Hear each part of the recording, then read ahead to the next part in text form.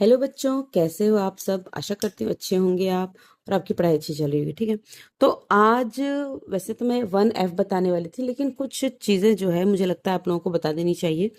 कि एक तो हमारे पास ये कॉन्सेप्ट आता है, अपने घातांक पढ़ा है, तो हम घातांक आता है कि किसी भी संख्या की घात अगर जीरो, यानी कि अगर 3 की घात जीरो है तो इसका मान 1 होता है। ठीक है, एक तो ये है हमारी थ्योरम, मतलब ये हमारा कॉन्सेप्ट है। इसको हम क्लियर करेंगे, क्यों किसी संख्या की घात जीरो होने पर हम एक क्यों लिखते हैं भाई। एक आया ना तो एक क्यों हुआ ये। और एक, यदि किसी संख्या की घात तीन ही लिया मैंने, 3 की घात अगर ऋण 2 है तो इसका मतलब होता है 1/3 की घात 2। तो ये दोनों चीजें जो है, क्योंकि मैं जब पढ़ा रही थी तो काफी बच्चों को ये कंफ्यूजन था कि ये क्यों हो रहा है, तो मुझे लगा कि इसी तरह से और भी बच्चों को प्रॉब्लम्स हो सकती है, तो मैंने इसे यहाँ पे सोचा कि इसे पहले क्लियर कर दूं।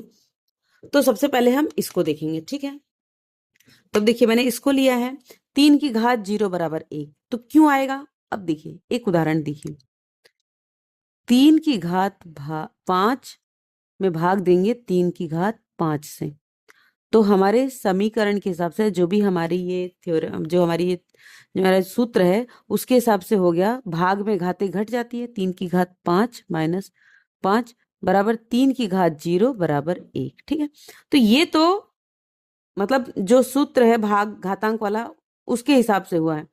अभी इसको हम हल करते हैं, तीन भाग मतलब बटा, 3 की घात 5 बटे 3 की घात 5 बराबर 3 × 3 × 3 × 3 बटे, इसको लिखेंगे 3 × 3 × 3 × 3 × 3।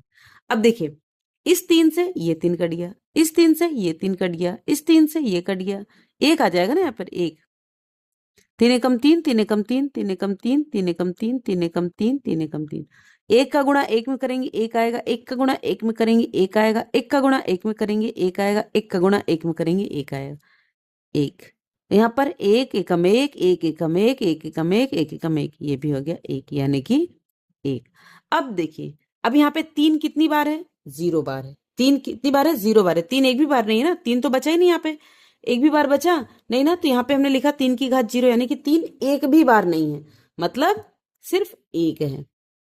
ठीक है, 3 की घात 0, देखिए 3 की घात 4 यानी कि 3 4 बार है, 3 × 3 × 3 × 3 ये लिखते हैं। अगर 3 की घात 2 है तो यानी कि 3 × 3, 3 2 बार है। लेकिन अगर 3 की घात 0 है यानी कि 3 एक भी बार नहीं है, यहाँ पे 3 आपको लिखना ही नहीं है, एक भी बार नहीं है, तो ये हो जाएगा 1। ठीक है, तो अब दूसरा वाला देख लेते हैं एक बार। अगला है 3 की घात ऋण 2 है अगर, तो घात को धनात्मक या पॉजिटिव बनाने के लिए हमको क्या करना पड़ेगा, संख्या को उलटना पड़ेगा। ये उलट दिया हमने। ठीक है, तो ये कैसे, ऐसे तो हुआ नहीं होगा, कुछ ना कुछ तो इसको हल किया ही गया होगा, तो इसको भी हम भाग विधि से हल करेंगे। 3 की घात 6 भागा 3 की घात 8। ठीक है, हमारे समीकरण के हिसाब से 3 की घात 6 ऋण 8 बराबर 3 की घात ऋण 2 बराबर 1/3 की घात 2। भाई 6 में से 8 तो घटेगा नहीं, 8 में से 6 घटाएंगे 2 आएगा, बड़ा 8 है तो निशान ऋण का लग गया, क्योंकि 8 के आगे ऋण है। अब इसको नॉर्मली करके देखते हैं, 3 की घात 6 बटे 3 की घात 8 बराबर 3 × 3 × 3 × 3 × 3 हो गया।